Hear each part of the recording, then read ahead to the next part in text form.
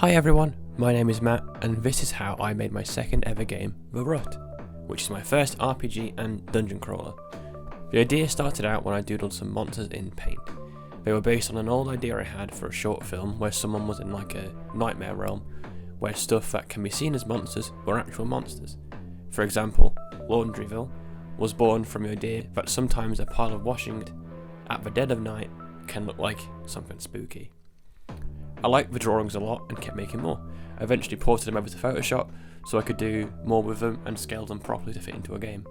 I thought it'd be cool to do like a little boss rush thing with 6 monsters and decided to use RPG Maker.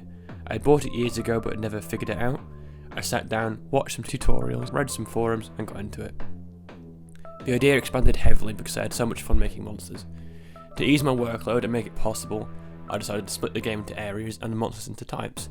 For the areas, I decided on a bedroom cum living room inspired zone, a kitchen zone, and a utilities, bathroom and garage inspired zone. If I were ever to expand upon this concept, I would probably try and change the third zone into utilities/bathroom and make a fourth zone of like a garage coming into an overgrown garden. I did this so that I could limit the scope of the game and also figure out monster placements.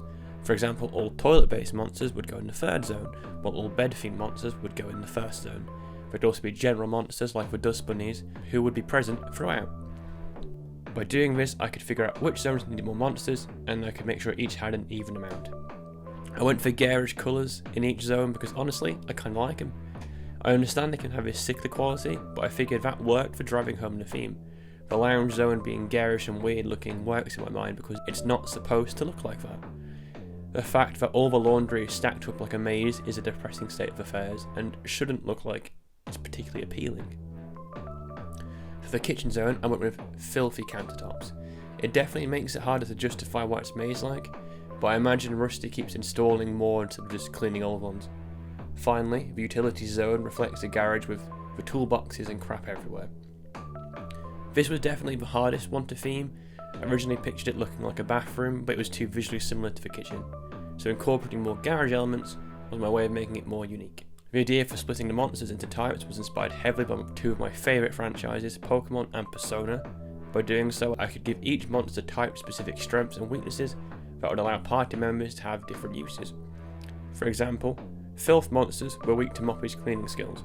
There were 4 types in total: clutter, filth, pest and disrepair. They were weak to 4 positive skills: tidy, clean, contain and repair, respectively. Clutter is meant to represent that build-up of untidiness, stuff lying everywhere, dust, unpacked boxes, unread books. Filth is like disgusting things, mould, leftovers and stuff that actively needs binning or cleaning. Pest is representative of the creatures you can encounter if you're in a state, with some creative liberties of course, so like rats that come for overflowing bins or insects that find their way in to eat leftovers. Finally, disrepair represents electronics mostly, but in a general sense things that are broken now but can be fixed, like a radiator that needs bleeding or a freezer that needs defrosting, etc. For a while I considered a 5th type and a 5th helper character. When the garden area was being considered, I was going to include the overgrowth type, which would represent how nature digs its claws into you in sometimes negative ways, like weeds and dirt and such. These enemies would be like weak to a 5th character, Moe, the lawnmower. However, because Moe was inherently destructive, I didn't feel like it would feel right rewarding the player for using them against other enemy types, especially pest or disrepair. This is part of the reason why this idea was shelved, but I am still interested in expanding upon it in one day. There are 5 playable characters in total, the main character Rusty and 4 helpers: Hoovy, Moppy, Trappy and Toolie.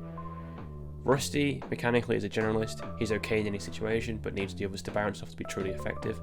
Rusty represents the depressed state you can find yourself in, hence the rusted armour and his place being a wreck, but I'll touch more on the narrative theming later. Hoovy is a Hoover, and your first friend. You meet Hoovy because he's the positive one that Rusty needs to shake him out of his funk. His design is influenced by the James version of Henry Hoover's because we have one. Mechanically, he works as a DPS because a Hoover can kind of clean most things. Moppy is your second ally, and a mop. They are kind of sad, and are made to reflect Rusty's depressive side. Mechanically, Moppy focuses on buffs and debuffs, as I figured the cleaner the environment the happier Rusty would be, and the less happy the monsters would be. Trappy and Toolie come as a pair for 2 main reasons. A, I didn't use any plugins, so you can only have 3 extra members at a time. so I wanted to introduce them at the same time to make it less confusing. B, I thought they bounced off each other well. Trappy is bombastic, egoist adventure, very much an old worldly toff, while Thule is extremely aggressive but a healer. I find that really fun to explore because I feel healers in fiction are always displayed as calm and extremely sweet, but I feel like a lot of people who want to fix the world, who want to heal, want to because they have been angered by it. It's like if Guts was a cleric. Trappy is a tank because as something that contains monsters they would have to be very strong, and Thule is the healer because they are focused on fixing things. All of the buddies you make are meant to reflect internal parts of Rusty, his happiness, his sadness, being a pair, and his adventurous ego and his angry desire to fix things, being a pair. Narratively, Rusty is a former hero who has become depressed. They're in their sophomore slumping away after defeating a big dragon. I think anyone who's experienced success and validation, however minor, that was extremely important to them, can understand that feeling because the successful version of you that you feel you are often interpreted as doesn't necessarily align with the true you that you feel you are. The hole that Rusty finds himself in has materialised in the form of the castle he was given due to his success, which has become full of shit and filth that restricts him. But it's like a cocoon, in a sense that where he has to enter it and he has to exit it to truly grow. It is something he has to experience to realise who he is. The only way he can move forward is by accepting and fixing his shit. He's got to clean the place up and heal. At the end, the group defeats Garbagon, which is a seeming reincarnation of his old foe, Umbragon the dragon that he beat before the start of the game, brought to life by the rut he finds himself in. Rusty realises at the end of the game that the rut and the mess isn't a part of him, it's just something he needs to fix. I think it's very easy to see mistakes you make or negative feelings you feel as a damning part of yourself instead of something to work through and move on from. So I wanted to explore that. Finally, the music was really fun to make as always. I wanted to make it sound kind of heavy and oppressive because that's what being in a rut feels like. But also I wanted that little motif to sprinkle in and out. I don't know why, but I imagined it kind of like a fly picking away at alligator teeth. That's meant to represent Rusty and co finding their way through the behemoth of stuff in their way. Overall, I'm very happy with the game. It taught me a lot about RPG Maker, art, game design and tons of other stuff. It took me ages to make, partly because I was learning so much and partly because I made lots of monsters and then built the game around it rather than making the bones of the game first and putting monsters into it. But I've learned for next time. Speaking of, I'm currently flicking between 2 small RPG Maker projects that hopefully I'll be able to share more of sooner rather than later, so watch this space. I'm also working on a video breaking down all the monster designs, so please stay tuned for that. And of course, if you want to play the game, my itch.io is linked in the description. So please let me know what you think, and thank you for watching.